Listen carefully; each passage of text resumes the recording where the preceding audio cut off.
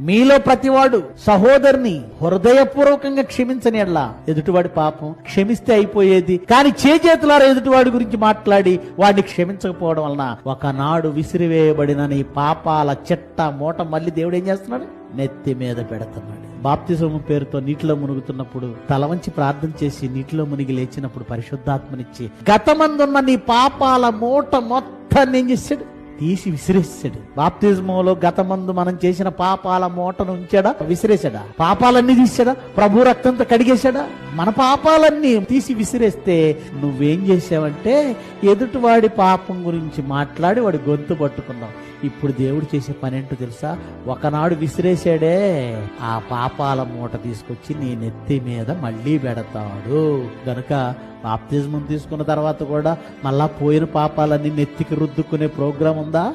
ఉంది. కనుక ఎదుటి వారి పాపం చాలా చిన్నది. పోనీలండి, వదిలేయండి.